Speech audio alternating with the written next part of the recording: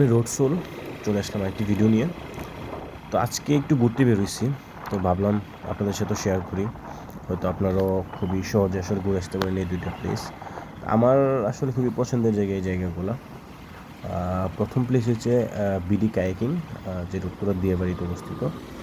আর আমাদের second place হচ্ছে আজকে যেটা জসীমউদ্দিন রোড, যেটা কিনা এয়ারপোর্টের পেছনে, যেখানে আসলে প্লেনের ল্যান্ডিং অ্যান্ড টেক অফ দেখা যায়। সো চলেন শেয়ার করি।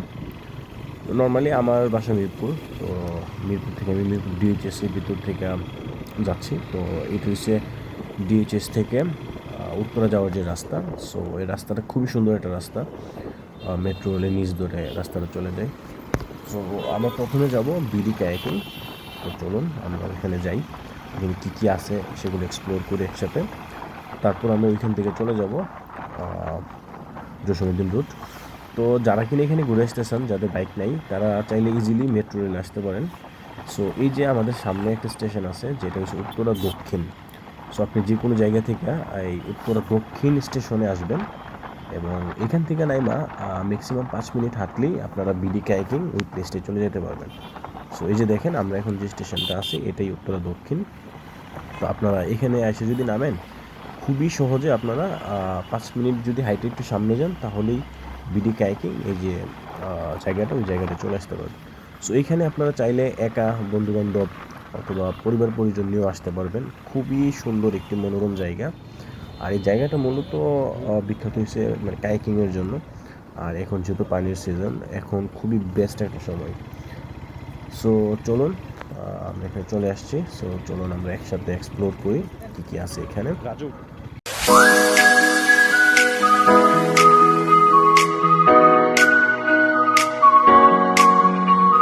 তো এখানে প্রথমেই আছে কায়াকিং। চাইলে পার পারসন 100 টাকা, আধা ঘন্টায় ঘুরতে পারবেন।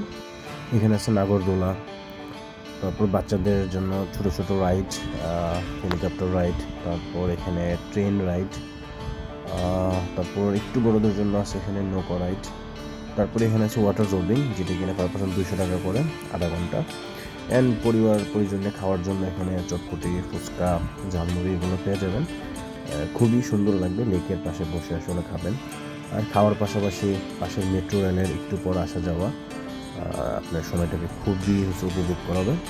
অ্যান্ড ছোটো বাচ্চাদের জন্য এখানে আছে জাম্পিং বোর্ড অ্যান্ড কিছু ফান অ্যাক্টিভিটিস, যেমন hammer and punch master. So এখন আমাদের পরের গন্তব্য হলো জসীমউদ্দিন রোড।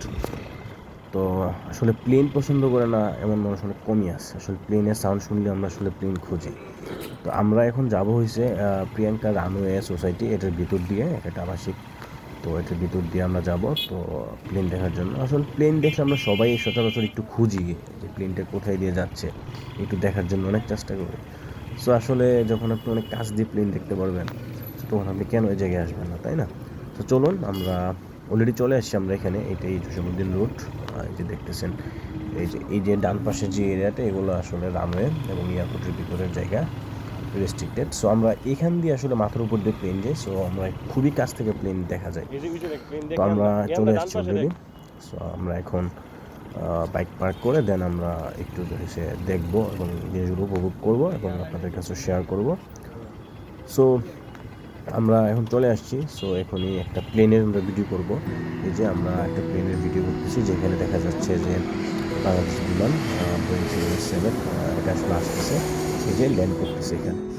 এই যে টাকাটা কই এয়ারপোর্ট, আর এই যে এটা এখন বাংলাদেশ এয়ারলাইন্সে 787।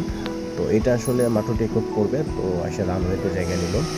সো এখন এটা রানওয়ে থেকে টেক অফ করবে।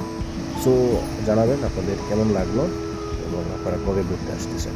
ধন্যবাদ।